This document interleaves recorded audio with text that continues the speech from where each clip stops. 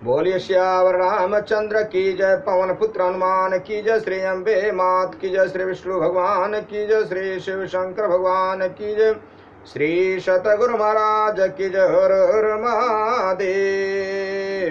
राजा राम राम राम सीता राम राम राम, राजा राम राम राम सीता राम राम राम, राजा राम राम राम सीता राम राम राम, राजा राम राम राम सीता राम राम राम, राजा राम राम राम सीता राम राम राम, राजा राम राम राम सीता राम राम राम, राजा राम राम राम सीता राम राम राम, राजा राम राम राम सीता राम राम राम, राजा राम राम राम सीता राम राम राम, राजा राम राम राम सीता राम राम राम, राजा राम राम राम सीता राम राम राम, राजा राम राम राम सीता राम राम राम, राजा राम राम राम सीता राम राम राम, राधे श्याम श्याम श्याम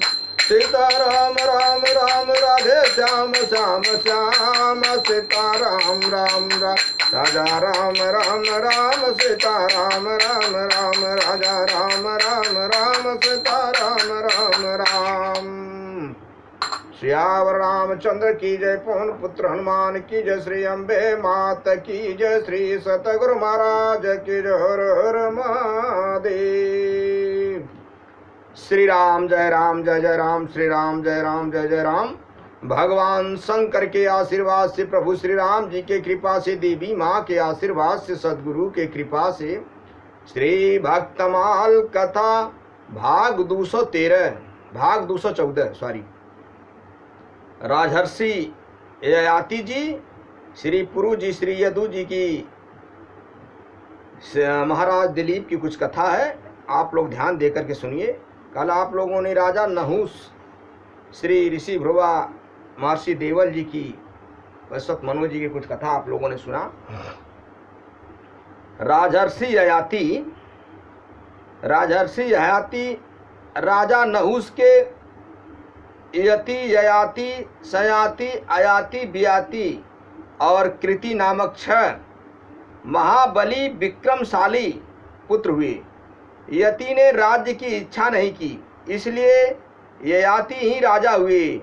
ययाति ने शुक्राचार्य जी की पुत्री देवयानी और वृषपवारवा की कन्या शर्मिष्ठा से विवाह किया था। देवयानी ने यदु और तुर्वसु को जन्म दिया तथा वृत्रपर्वा की पुत्री शर्मिष्ठा ने ध्रुव, अनु और पुरु को उत्पन्न किया। श्यावर रामचंद्र की जय। ययाति को शुक्राचार्य जी के शाप से युवा अवस्था में ही बुढ़ापे ने घेर लिया था, किंतु उनकी विषय कामना शांत नहीं हुई थी। उन्होंने पुत्रों से वृद्धावस्था लेकर उनकी युवावस्था को ग्रहण करना चाहा, किंतु प्रत्येक के अस्वीकार करने पर उन्होंने उन सभी को शाप दे दिया।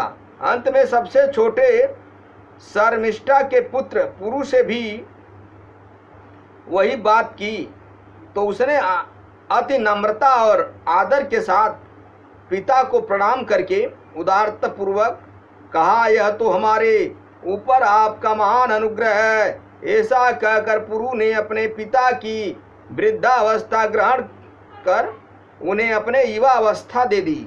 श्यावर रामचंद्र की जय।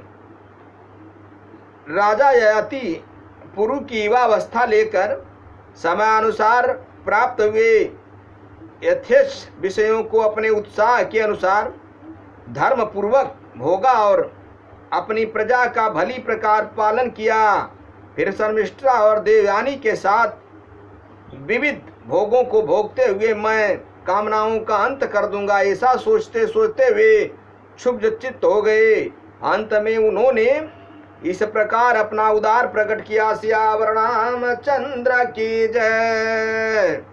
भोगों की तृष्णा उनके भोगने कभी शांत नहीं होती, बल्कि घृता आहुति से अग्नि के समान वह बढ़ जाती है। संपूर्ण पृथ्वी में जितने भी धान्य एवं सुवर्ण पशु स्त्रियां हैं, वे सब एक मनुष्य के लिए पर्याप्त नहीं है। इसलिए तृष्णा को सर्वथा त्याग देना चाहिए। जिस समय कोई पुरुष किसी भी प्राणी के लिए पापमयी भावना नहीं करता, उस समय उस समदर्शी के लिए सभी दिशाएं सुखमय हो जाती है। सियावर रामचंद्र की जय।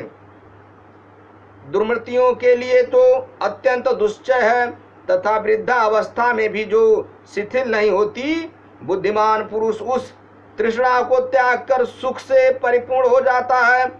अवस्था के जीर्ण होने पर केश और दांत तो जीर्ण हो जाते हैं, किंतु जीवन और धन की आशाएं उसके जीर्ण होने पर भी जीर्ण नहीं होती। बड़े दुख का विषय है। विषयों में आसक्त रहते हुए मुझे 1 सहस्त्र वर्ष बीत गया, फिर भी नित्य ही उनमें मेरी कामना होती है। अतः अब मैं इसे छोड़कर अपने चित्त को भगवान में ही स्थिर कर निर्द्वंद्व और निर्मम होकर वन में विचरूंगा। ऐसा कहकर राजा ययाति ने पुरु से अपनी वृद्धावस्था वापस लेकर उसकी युवावस्था लौटा दी।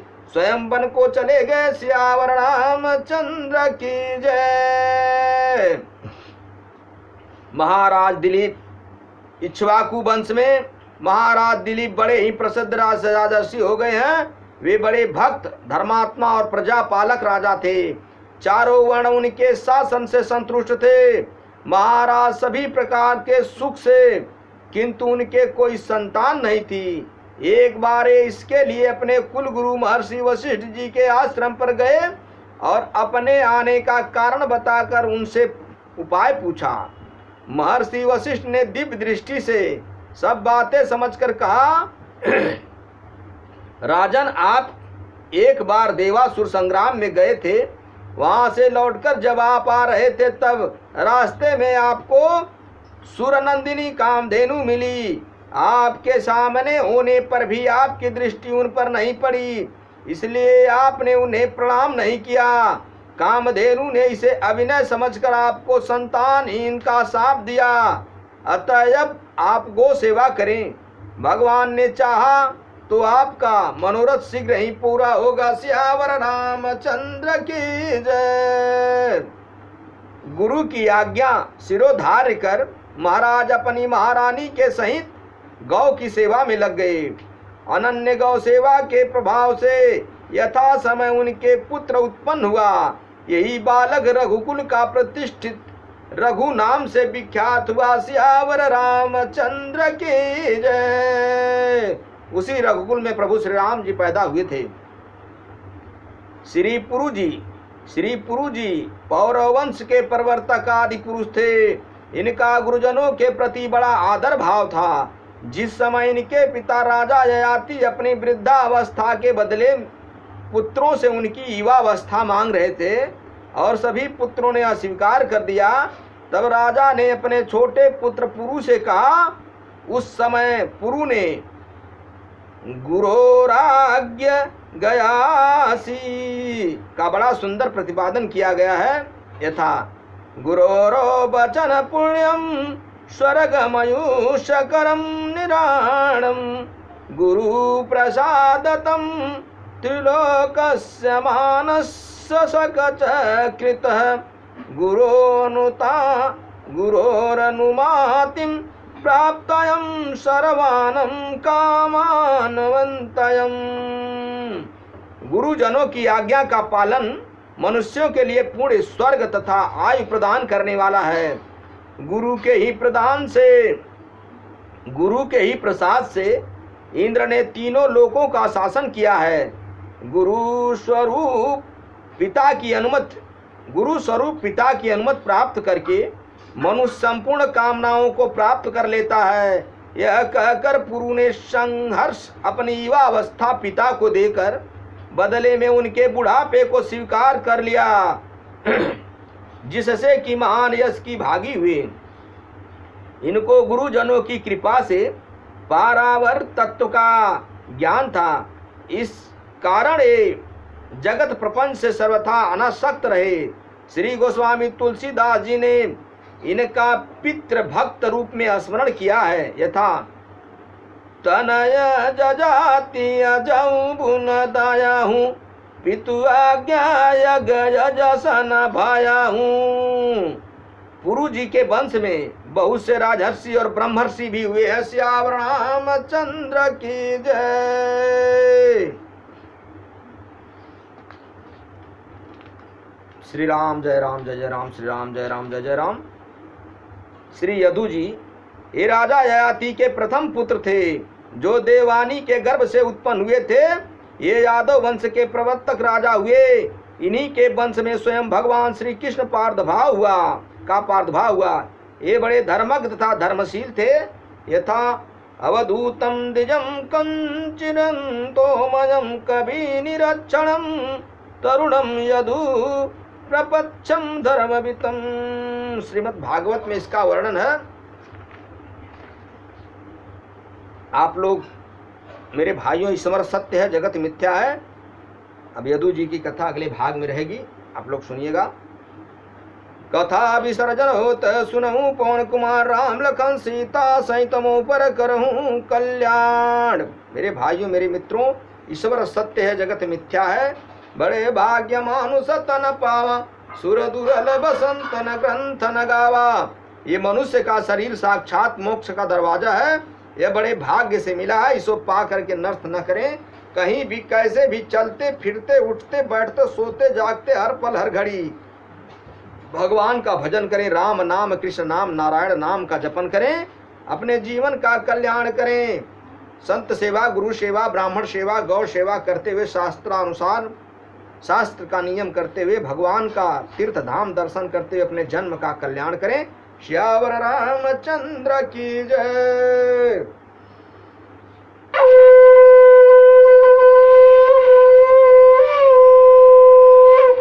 हरि नारायण।